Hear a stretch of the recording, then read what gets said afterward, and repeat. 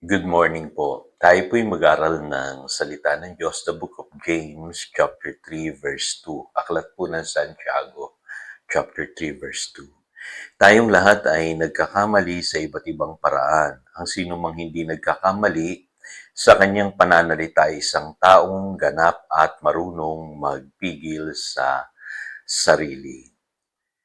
Discipline your tongue. Ang hindi natin napapansin kadalasan sa buhay na ito ay meron palang epekto yung atin pong mga sinasabi sa nagiging outcome po ng ating buhay. Kaya sa Biblia, tinalakay po ito ni Apostle James, na malaki pala ang nagagawa ng ating mga sinasabi sa ating buhay. Kaya yung dila natin, ang sabi ng Biblia, sa Proverbs chapter 18 verse 21, pwede nating pakinabangan yan or pwede tayong ipahamak yan. Sabi po diyan, ang buhay at kamatayan ay sa dila nakasalalay. Makikinabang ng bunga nito, ang dito ay nagpamahal. So, sa Biblia, malinaw po.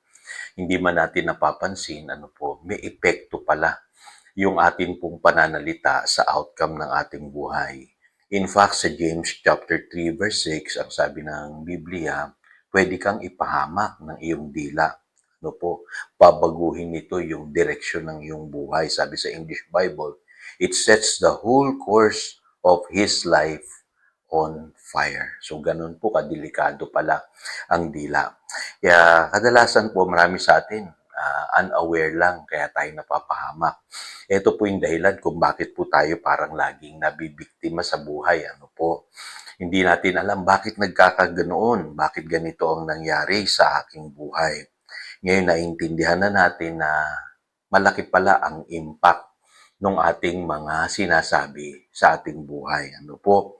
In other words, big deal po yan. Sa spirit world po, words have power. At kung ano yung sinasabi natin, yun po ay may kapangyarihan. So, makikita rin natin sa spirit world, yung sinasabi natin, nagtatakda ng direksyon ng ating buhay. So, ang maganda lang katotohanan na pwede nating panghawakan, ito palang dila natin ay pwede naman nating disiplinahin. Pwede natin siyang pigilan. Yung po sinasabi ng James chapter 3 verse 2. Ngayon, sa aral po ng ating Panginoong Hesus dun po sa Matthew chapter 12, verses 35 to 37, ganito po yung kanyang sinasabi. Mabuti ang sinasabi ng mabuting tao sapagkat puno ng kabutihan ng kanyang puso. Masama ang sinasabi ng masamang tao sapagkat puno ng kasamaan ang kanyang puso. Tandaan ninyo sa araw ng paghuhukom, pananagutan ng tao, ang bawat walang kabuluhang salitang sinabi niya. Pawawalang sala ka o parurusahan batay sa iyong salita. So dito makikita natin ang Panginoong Hesus na mismo ang nagsabi. Yung lumalabas po kasi sa ating bibig, galing yan sa ating puso. So in other words, kadalasan po yung sinasabi natin, kung mabuti po tayong tao, mabubuting pananalita. At kung isang tao naman ay masama, ang lalabas sa kanyang bibig ay puro kasamaan. Siguro malaking katanungan, bakit nangyayari pa yan, pastor? Born again na ako. Matagal na akong Christian. Ulitin ko po, pwedeng na born again na yung ating pong spirit. Pero yung ating flesh, ay hindi pa po nagbabago. Yung kagawian natin, yung ating isipan at pag-uugali, pwedeng hindi pa yan nababago. Kaya kasama po sa dapat nating tutukan sa pagbabago ay yung ating pananalita. Bigyan ko po kayo ng konting kwento. Nung ako po hindi pa Christian, palamura po ako. So, napansin ko po, nung ganun po yung aking pananalita, yung aking pong buhay ay hindi maganda. Napapansin ko malapit po ako sa gulo. At higit sa lahat, nakaka-epekto ito sa aking kalusugan. Ano po, kaya nung na-born again po ako, isa sa binago ko talaga na hiningi ko sa Panginoon na baguhin sa akin ay yung aking pananalita. Ano po, kaya malaking tulong po sa akin yung praise and worship. Kasi sa tuwing ako po ay galit na galit, ako po ay nagpupuri sa Panginoon. Ginagawa ko pong channel, ano po, yung praise and worship. Yung ako'y nagagalit, masama ang loob, nalulungkot, ano po. Maging sa panahon ako'y masaya, ano po. Praise and worship po yung lumalabas sa aking bibig. Kaya ako'y tuwang-tuwa noon kasi ako'y mahilig sa music, ano po. Tinatandaan ko po yung mga lyrics ng mga kanta. Noong pong panahon namin, kadalasan po ng mga kanta namin, God's Word, ano po. At kapag kinakanta ko po yung mga awitin na pertaining to healing, pertaining to goodness of God, yung mga ganun pong mga awitin, minamagnify ko si Lord, nagugulat po ako. Nagbabago po yung direksyon ng aking buhay. Ano po, tigil sa lahat, naka-experience po ako ng healing. Ngayon, bakit sa aking paningin ay nakatulong yon?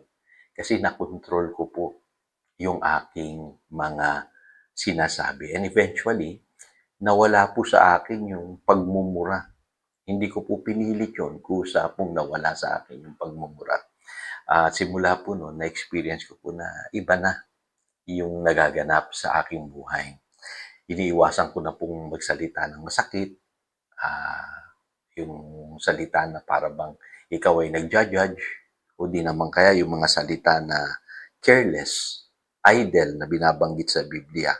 Yun po kasi ang ibig sabihin ng salitang walang kabuluhan. Ano po? Careless words, yung nagulat ka lang, may sinabi ka ng di maganda. Yung mga salitang unproductive, no? Yung mga salitang negatibo, iniiwasan ko na po sabihin yun. At naintindihan ko na sa buhay na ito, may impact pala yun pong sinasabi ko sa aking buhay. Kaya sa halip na kung ano-ano sinasabi ko, nagko-confess po palagi ako ng salita ng Diyos.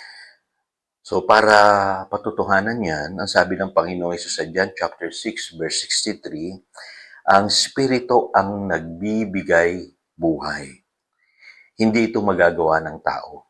Ang mga salitang sinabi ko sa inyo ay Espiritong nagbibigay buhay. So lagi natin tatandaan yan, ano po?